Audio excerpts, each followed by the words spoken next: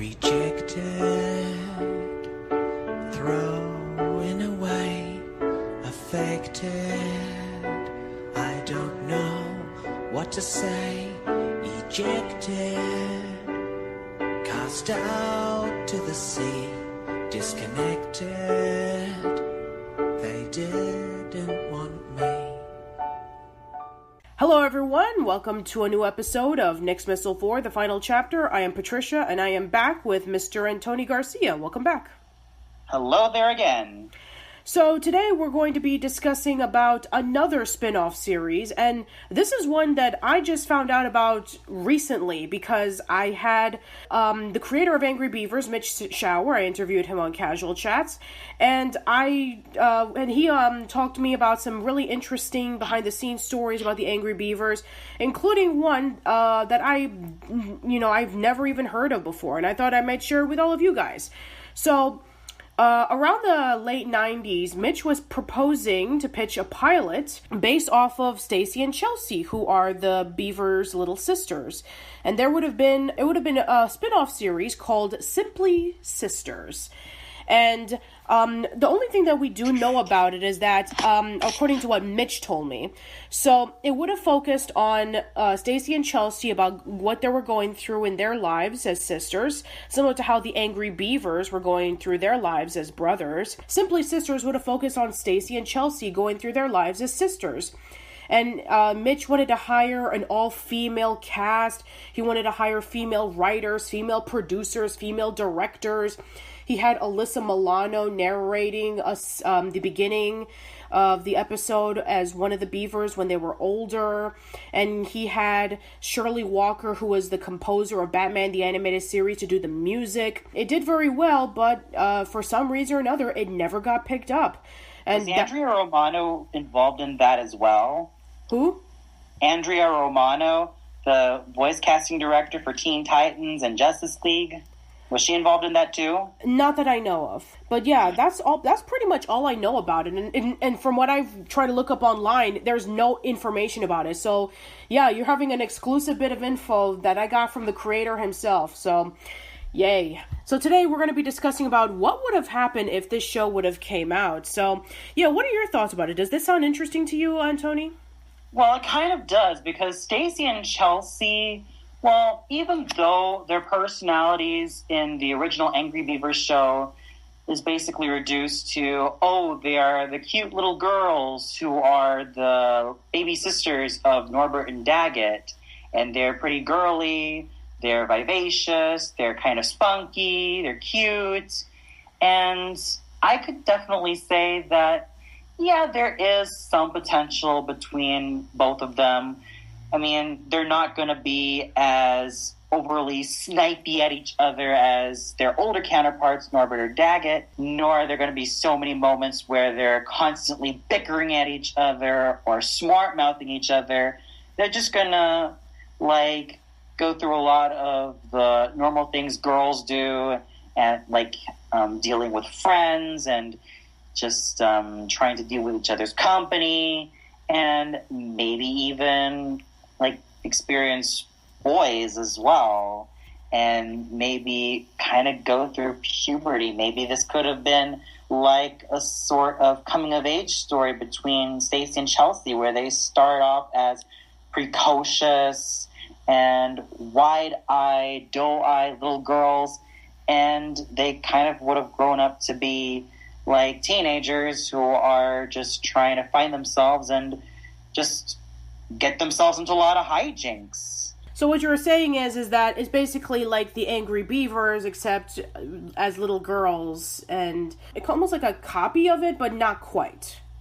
Yes, not quite a copy of it. I mean, it does feel like a bit of a copycat or a Me Too series, because, I mean, how many shows have we all seen that has two female protagonists in one setting? I mean, I'm sure that we've seen a fair share, Sure. But I think what would make this stand out is maybe let them go through a lot of hijinks, maybe also have them just experience that similar taste in pop culture references as well without being too obnoxious, but at the same time just keeping in mind that they're young girls, they're still like exploring the world around them. Maybe they also use their imaginative minds to like make something out of the mundane, and maybe a lot of crazy things would happen to them, whether it be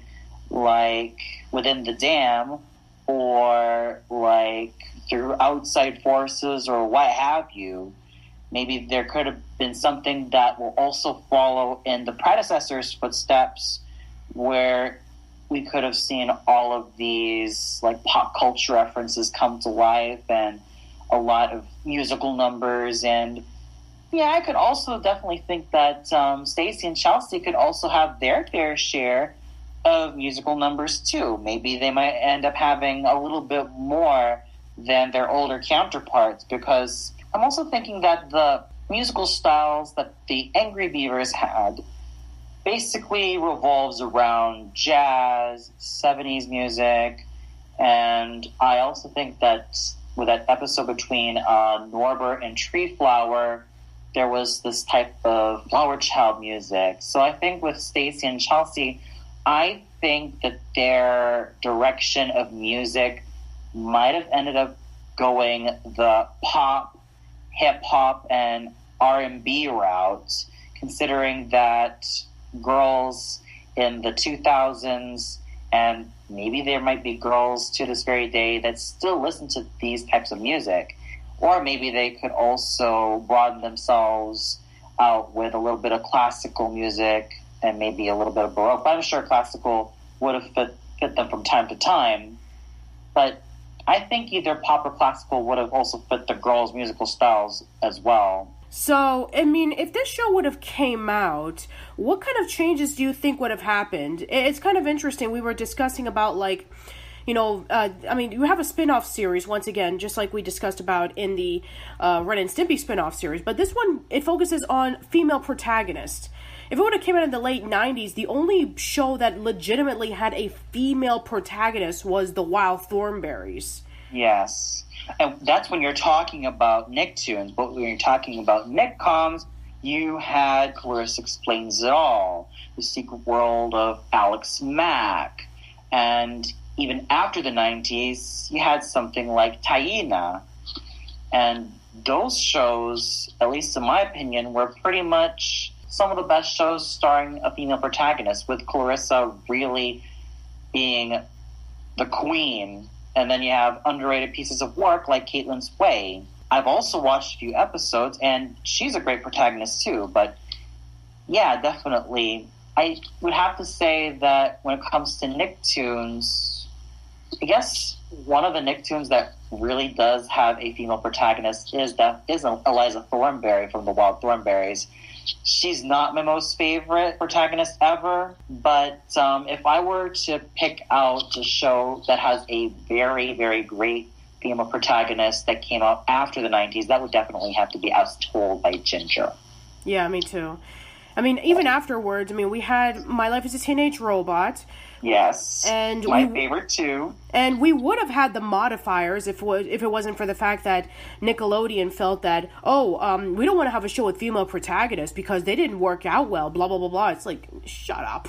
Exactly. That's a very stupid move. I mean, I saw a couple of clips from the modifiers, and I thought to myself, jeepers, this show is really creative, and it has a very interesting concept.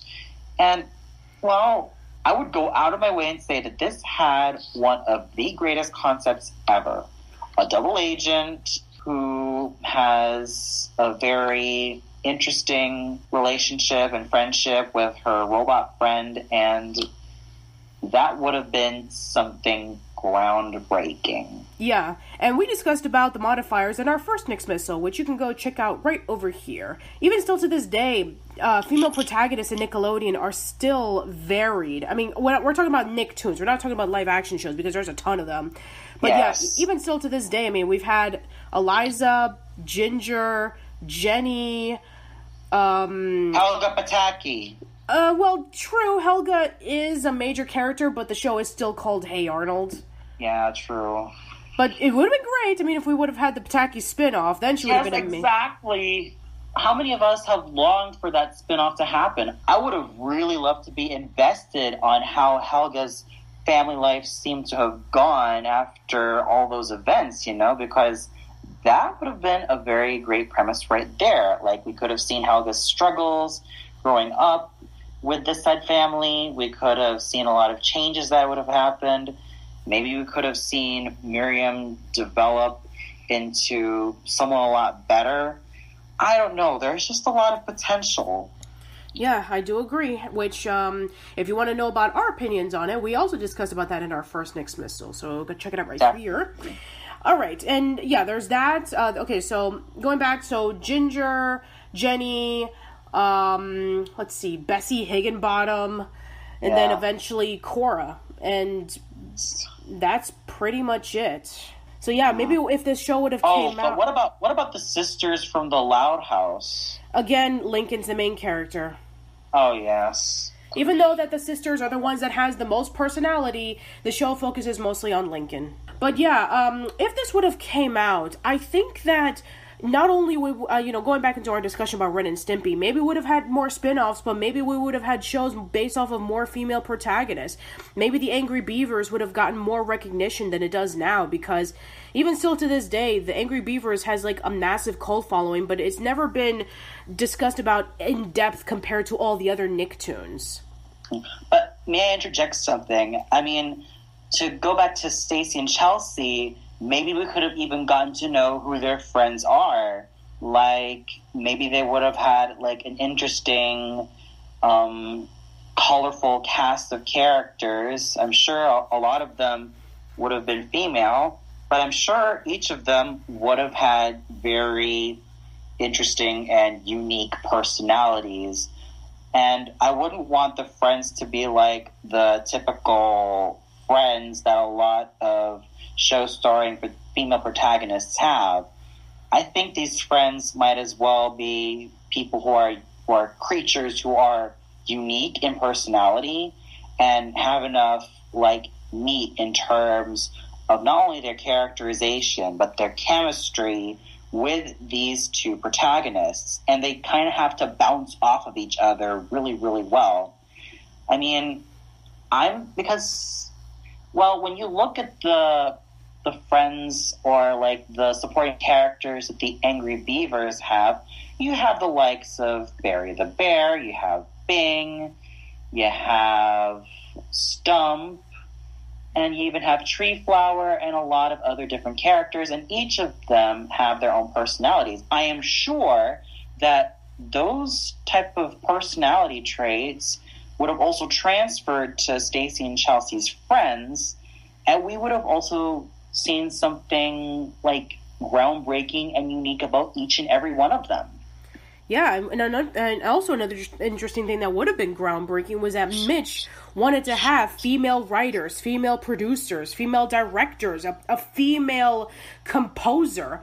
He wanted to have an all-female cast and crew to do the spin-off series about girls, because as he told me in the interview, since he wasn't a woman, he wanted to know from experience about what women would go through. So exactly, a mixture of relatability with a female cast mixed with the Angry Beavers' crazy and zany antics. I think that maybe we would have had a pretty decent show. Exactly. And let's not forget, I mean, sure, Chelsea and Stacy were rather adorable as little girls, but why not age them up a bit? Why not age them up into like tweens or teens and probably develop their personalities a little bit more? Like, I would say that Stacy is like the Norbert clone, right? Yes.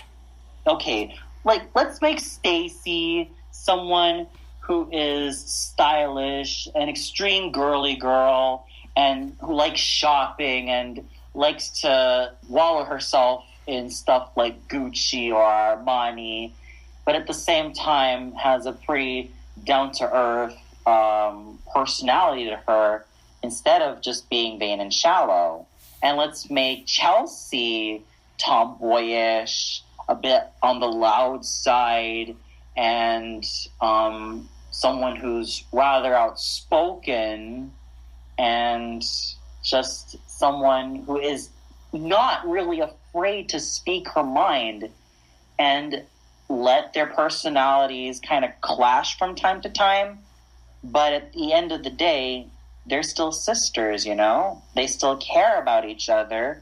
And that would have been a really great show right there. We could have seen, like, how their lives would go on with the circle of friends they have, the madcap adventures they have, and probably in their own special ways, how they grow up from tween girls to, like, young women, you know? Yeah, I mean, if from what Mitch told me, the narrator, who was done by Alyssa Milano as one of the Beavers, maybe we would have had a revelation on, you know, the girls growing up to be women. So who knows what would have happened. As of right now, the pilot has never been leaked online. So unfortunately, we can't say any more other than just what Mitch told me. So yeah, I mean, this would have been really interesting about what would have, you know, came of the Angry Beaver spinoff. So yeah. But I would also like to interject one thing. Let's also not make it too much in a high school setting like we usually see in a lot of anime and a lot of other shows starring teens or tweens. Let's make this a more groundbreaking experience for both girls. Let's make them go through a lot of madcap adventures, just like their brothers did. Like, there was one episode where there was this really big barbarian dude who would just come up and say, hello! Or even when Daggett gets insulted, he turns into this fat person who sings. Like, there's a lot of possibilities. Oh, and let's not forget about this masked wrestler who even had his own show, and Norbert and Daggett constantly spoke Spanish. Like, maybe we could have had something for Stacy and Chelsea. We could have had, like, their, like, favorite superheroine, and they probably would have crossed over with her.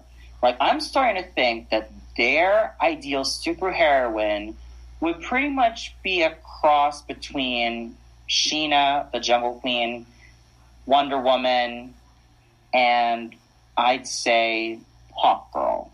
Yeah, I think their ideal superheroine would be pretty much that person, because Daggett has Muscular Beaver. Both Norbert and Daggett have their idol through this masked wrestler character. So why not have the girls have someone to look up to, someone who is strong in her own right, but at the same time seems to be quite the major icon. Yeah, and not to mention that Norbert, one of his favorite pastimes was watching horror movies. So what do you think the girl's equivalent would have been? Okay.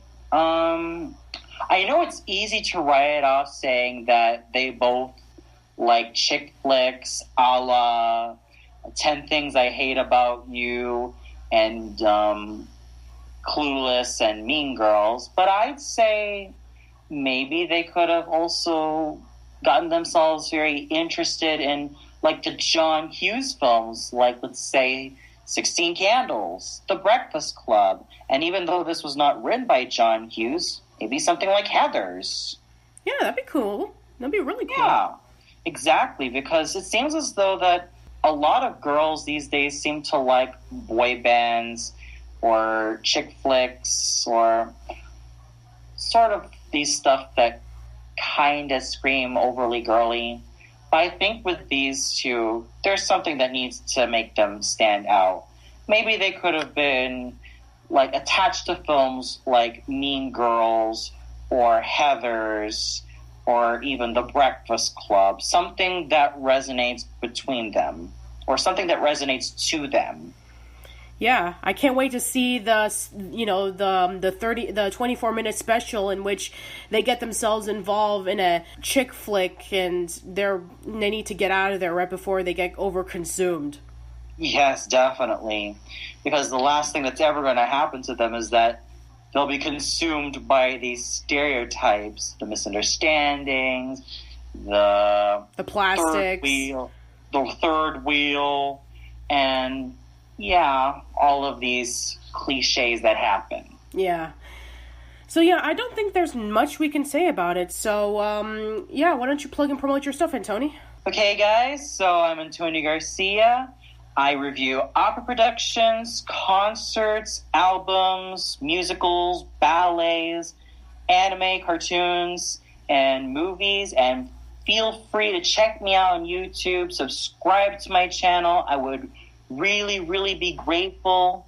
I'm also on Manic Expression, Channel Awesome, Team Night Saturn, and you can even find me on Patreon. I also have a Patreon account there, so please feel free to support me on there. And I'm also on Steemit, so please feel free to upvote the content that I have to offer you there.